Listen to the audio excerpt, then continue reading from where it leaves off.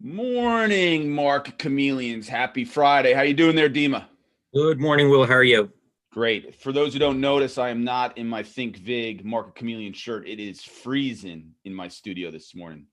Just got done shoveling some more snow. How are you doing, D? I'm doing pretty good. I'm actually kind of warm. My wife likes it like hot. Like she wants it to feel like Florida in here, so we really keep the heat on. Yeah, well, I mean, I know you know, but I may not have mentioned in a while. I am stuffed in the back of our barn that's on our property. So it's a little warmer than outside, but not significantly. So I'm a little bundled this morning. With that, why don't we get started with the disclaimer? What do you think? Yep. Good morning, everyone. Before we get started, keep in mind, Will and I, Market Chameleon, we're not registered investment advisors. We're not broker dealers. We're not telling you what to do. We're just sharing ideas. If you need professional help, call your broker. That's what they're there for, to help answer your questions, provide you with guidance.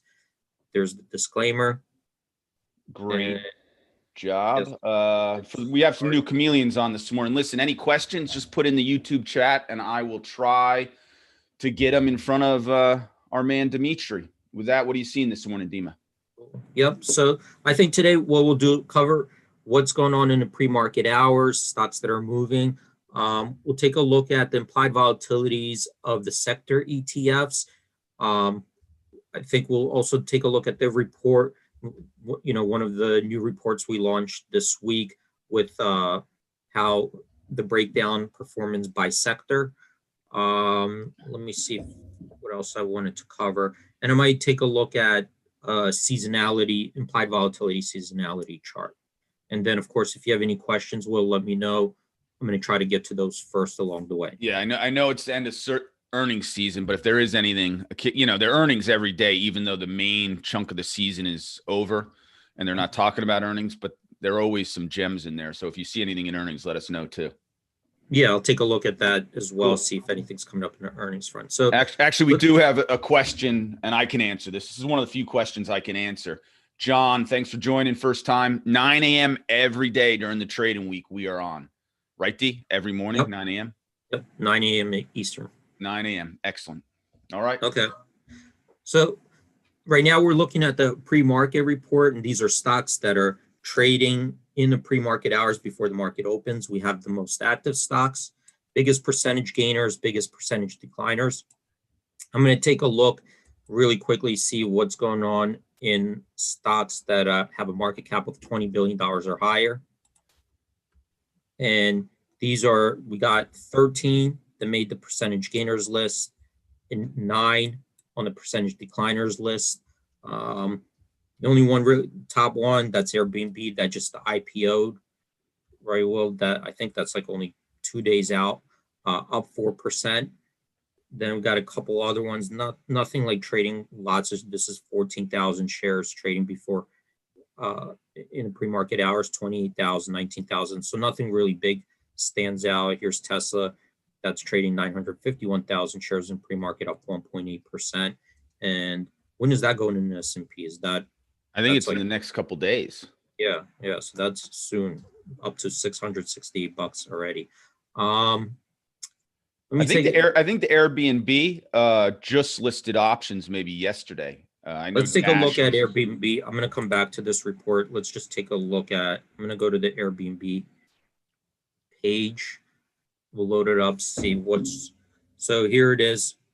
Yesterday closed 147.05, up 6.6%, up 4.1% in the pre-market hours, $153. This is what the chart looks like. It's a pretty 87.9 billion market cap, so pretty high here. I'm just going to take a look real quick. These are the options they just got listed. So it was pretty active, 42,000 trade December 18th expiration, got 14,000 January 15th expiration, kind of all, trading on a lot of the strikes. So it's kind of dispersed the trading. Since it only started, we don't have much data. Let's just take a look at, I'll take a look at the order sentiment just to see how that, the options have been flowing in. So this is taking a look at bullish call buying versus bearish put buying. It's removing a lot of the noisy trades. We see there's only 1 day of history. So yesterday we see that almost $11 million worth of bullish call buying versus $4 million worth of bearish put buying. So 74% leans towards the bullish side. So that's so far, not a lot of data, just one days of data, but that's Airbnb right now. So we'll keep an eye on it. As we get more data coming in, I'll take a look. Also, if I see anything like unusual in there, I'll try to mention it. Let's take a look at the unfiltered report real quick. We got some of these slow cap stocks popping up. Here's one, CNSP, up 53% on 11 million shares. This is a $41 million market cap stock.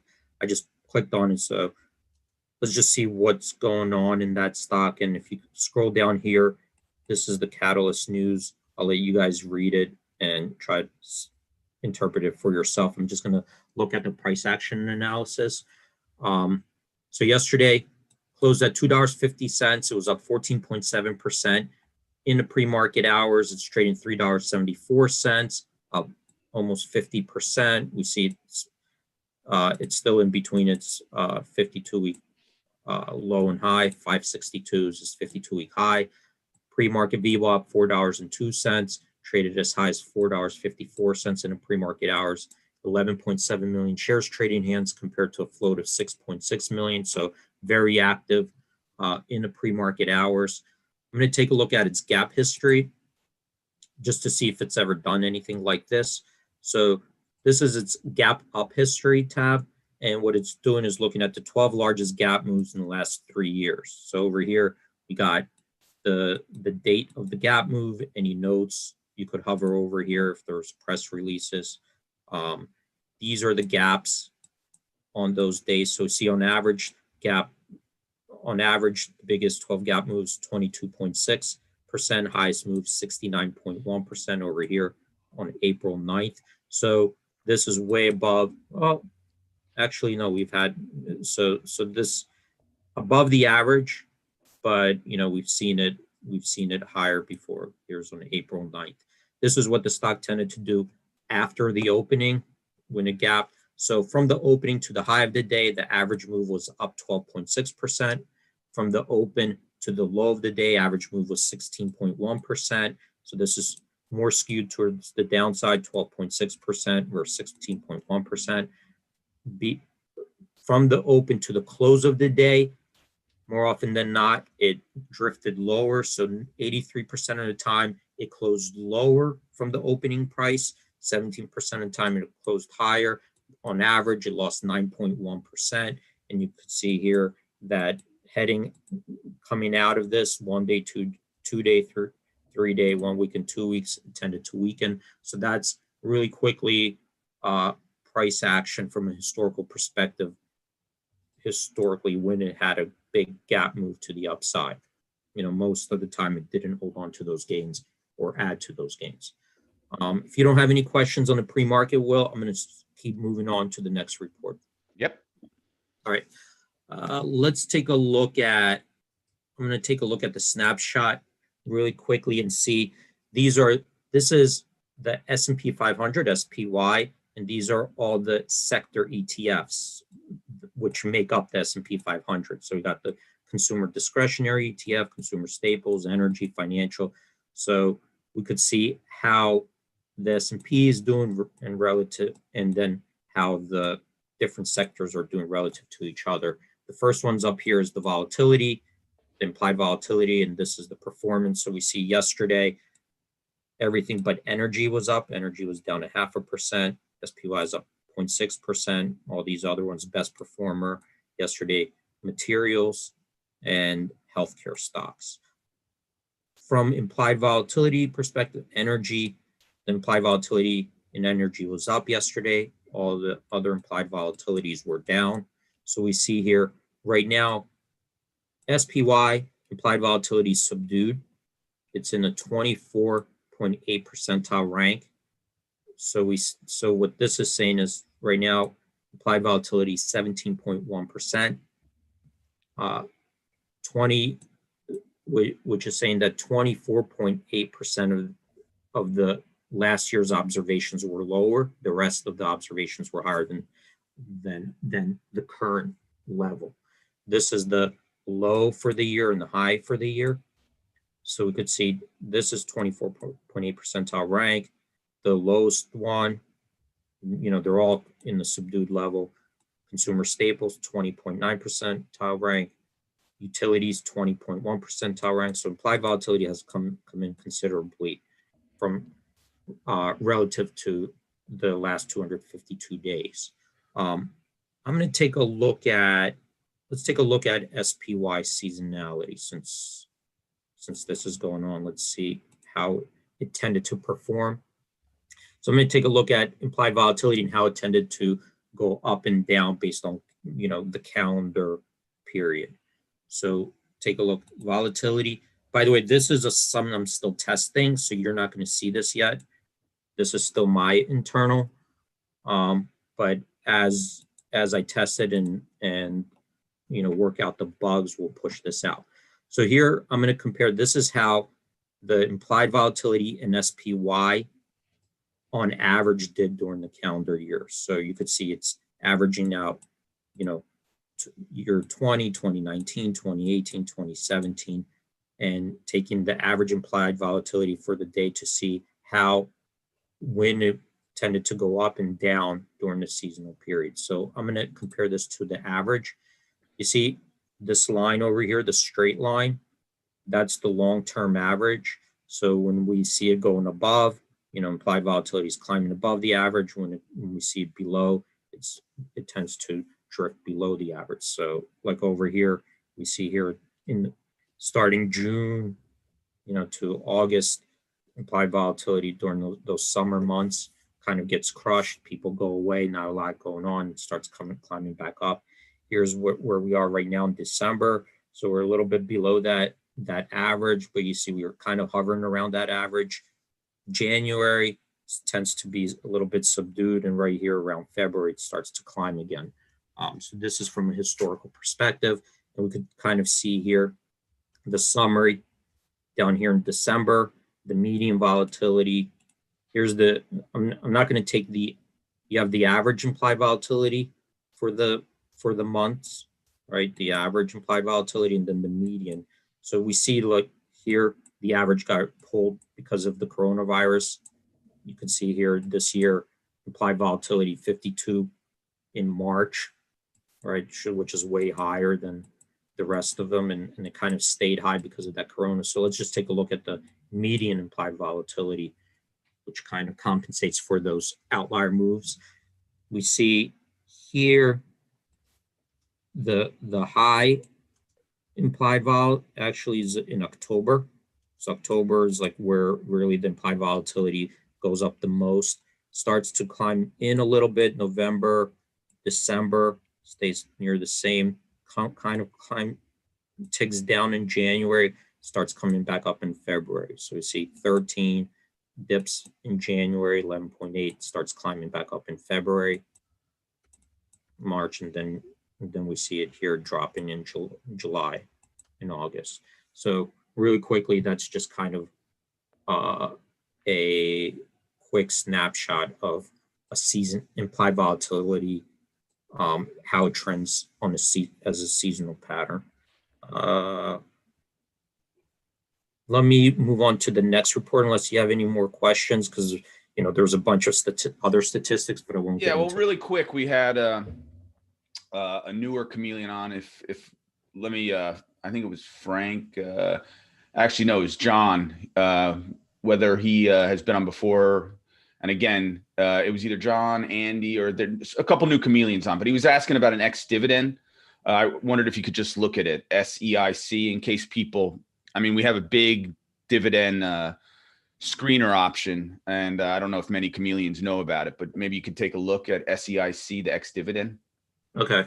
And before I do that, here's another, I'm going to take away the implied volatility. Just take a look at the option volume real quick. So you could see here, this is on average, the option volume by by day historically, and this long one is the average, long-term average. So you could see here that option volume tended to kind of start dipping in from, in December as you went closer to New Year's, and then started climbing back up end of January. So that's kind of in line with also the implied volatility started going up as option volume increased. What's the symbol, Will? It's SEIC. Okay. So what is the question? Well, I just wanted to, the chameleons were asking about X dividends. I just wanted to show you and explain the X dividend in it, what that means, what they're expected to pay. So I think that they just went X dividend, right? 37 cents. I mean, I don't know anything about this stock. Do you, Will? Do you want to? I don't know. I'm just what the data means. The record date, the X dividend date, the pay date. Just a little explanation of, when someone's looking at this page, what it means. So, basically, when a stock goes X dividend, right? There's a record date, right, and then there's an X date. So the record date is telling you have to own this stock, right, by the 21st. Right, so you had to settle and clear it. So in order for you to do that, if you have like a 1-day settlement, you'd have to do it here before December 18th. So you would have had to do it yesterday at the end of the. You'd have to do it yesterday because once it's December 18th, it's already too late. You don't have enough time to buy it and settle it before the record date. So once it says X date, that means that's it. It's trading X dividend, meaning no more dividend, right? And the pay date is basically you own the stock, by December 21st, it's fine. The pay date is just when it's expected to hit your brokerage account, right? So this is the time you have to own the stock by before the X date. Once you own the stock, you hold it. This is when the dividend is expected to hit your account. That was it. Perfect. Now, if someone wanted to screen for upcoming X dates, there's a feature there where we can do that, right? Yeah, you could just go to the calendar, right? So you could go to the calendar by day. So these will give you like December 21st X date. So you'd have to own these stocks before December 21st. Otherwise, it goes X. So these are the symbols. This is the X date, the pay date, and you got the amount, dividend amount, how frequently it pays a dividend. This one pays quarterly.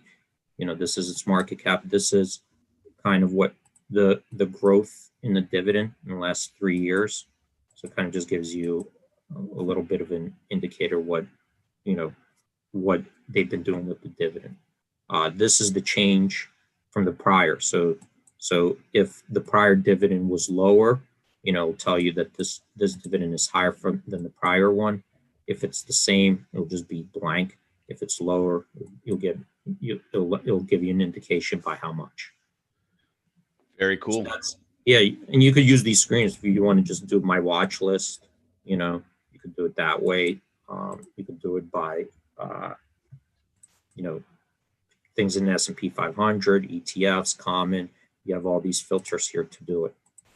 Let's say you want stocks in the S&P 500, right? This is December 21st. Stocks, Dow Jones, QQQ, nothing in there.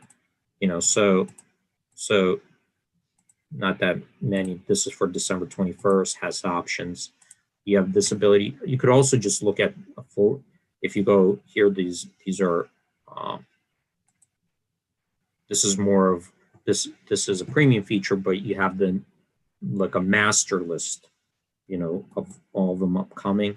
So you could just go here. You have the ability to download it, and look at it this way. So these are all upcoming in the S&P 500. So you have that master list instead of a calendar. And these are updated throughout the day. So this is a pretty good feature. Any questions Yeah, no, about it? very. I was just, I know there are people out there, which I'm not one of them, play a dividend capture strategy. I'm just looking at this in the pre-market. It's down 6 cents, right? It's interesting to think about. That's it. Okay.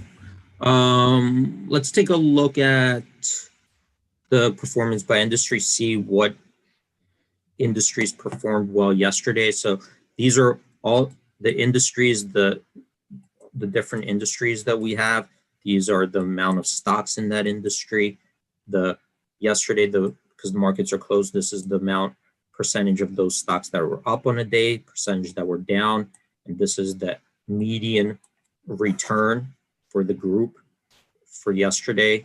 And then you have a longer term, 2 weeks, 3 weeks, 6 months, and so on, median returns, and then we have some fundamental ratios over here. So let's just take a look at what did well yesterday.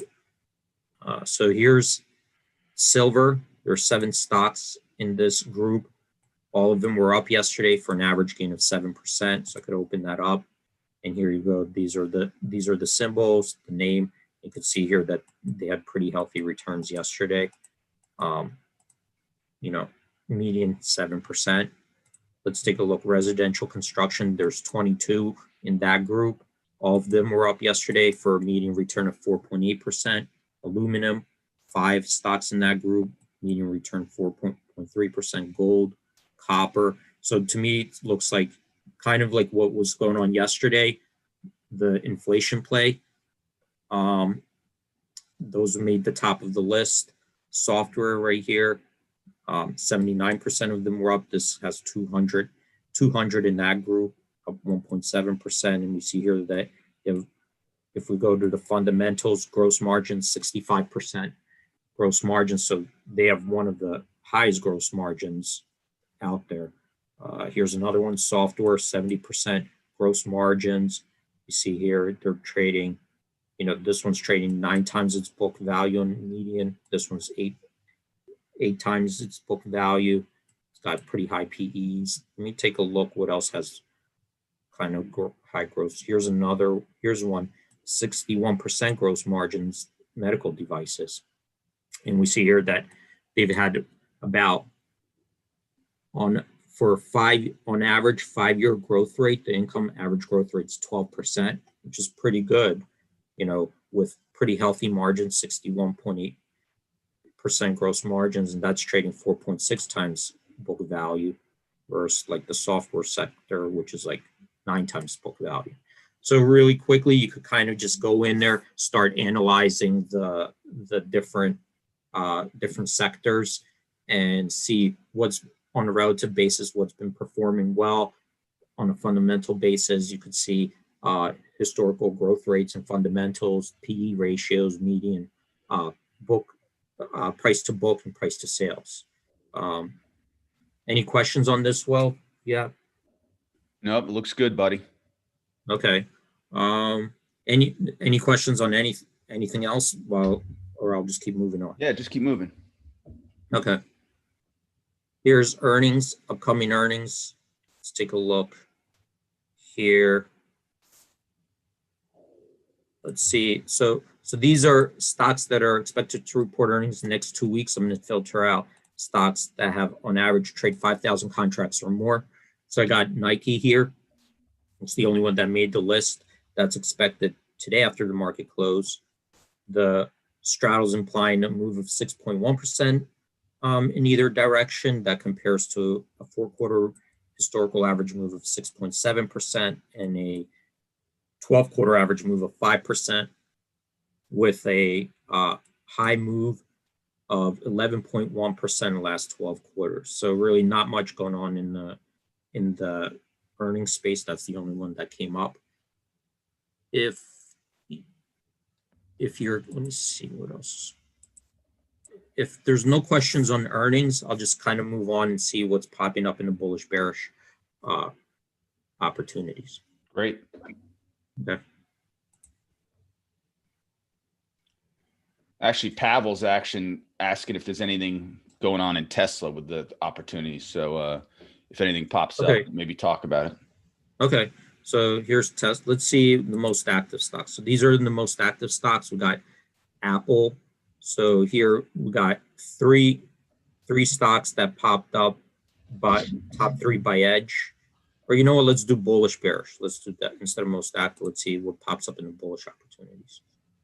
So here are the bullish opportunities. We got Apple, Tesla, Visa, Johnson & Johnson. So we can look at those. So in Apple, we have long call. It's looking at the January 15th, 130 call. It's trading for $4.20. We think theoretically it's worth $7.06. That's a theoretical edge of 68% with a historical probability of success 59%. Bull put spread is looking at the selling the January 8th 126 put, buying the January 8th 124 put, $2 put spread for 63 cents. We think it's worth theoretically 47 cents. That's a 11.6% theoretical edge with a historical probability of success 77%. It's another bull put spread. January 8th, the 126, selling the 126 put, buying the 123 put. That's a 91-cent credit. We think theoretically it's worth 68 cents. That's an 11.2% theoretical edge with a historical probability of success 77%. Let's move on to Tesla really quickly. So Tesla, here's three bullish plays in Tesla. Long call. It's looking at this buying the January 15th expiration, the 720 call for $36.30. Theoretically, we think it's worth $78.31. That's a theoretical edge of 115% with a historical probability of success 35%. A bull call spread. So this is looking at December 24th expiration, buying the 635 call, selling the 640 call. That will cost you $2.80. So remember, we're buying the call spread. We think it's worth $3.57. So in this case, you're buying it below the theoretical value. That's a theoretical edge of 27.4% with the historical probability of success 71%. Another one, bull put spread. It's looking selling the 625 put December 18th. That expires today. Selling 625 put, buying the 620 put for 95 cents. We think it's worth theoretically 28 cents. That's a theoretical edge of 16.5% and a historical probability of success 94%. Let's take a look at Visa. So here's Visa. That's found two calls, right? The buying the 212.5 call on December 24th expiration. That's $1.91. We think theoretically it's worth $2.78. That's a 45.8% theoretical edge and a historical probability of success 38%. Found the 200 call on the Jan 15th expiration, and that's $13.50. We think theoretically it's worth $17.05. That's a theoretical edge of 26.3% and a historical probability of success 61%. And then we found bull put spread. That's selling the 210 put, buying the 205 put on Jan 15th expiration for a credit of $1.75. We think theoretically it's worth $1.24. That's a 15.7% theoretical edge and a historical probability of success 74%. So that's really quickly the top, three bullish here ideas. If you don't have any questions, Will. Well, we had one question. Maybe you could, I know it's not on your list there, but someone wants to look at, I think it's the Class 8, the L shares in Google, GOOGL. See if anything's showing up with high win weighted edge. And actually, so I'm going to go to the custom here Yep. and just enter it. This is GOOGL. Correct. This one. All right, let me pick that one. So here's GOOGL. So these are the top three by theoretical, or did they want like a bullish, bearish? They didn't say. They just wanted to take a look at GOOGL. Okay. So here are the top three by theoretical edge. If you want, you could just switch it in here and pick the strategy that you want. Let's just stick with the theoretical edge. So here, long call, it's looking at this 1,750 strike call December 18th. That's $3.70. We think theoretically it's worth $7.38. That's a 99.5% theoretical edge. Historical probability of success, 33%. Long straddle, it's looking at the 740 straddle, also December 18th expiration. It's $17. We think theoretically it's worth $23.03. That's a 35.5% theoretical edge with the historical probability of success, 49%.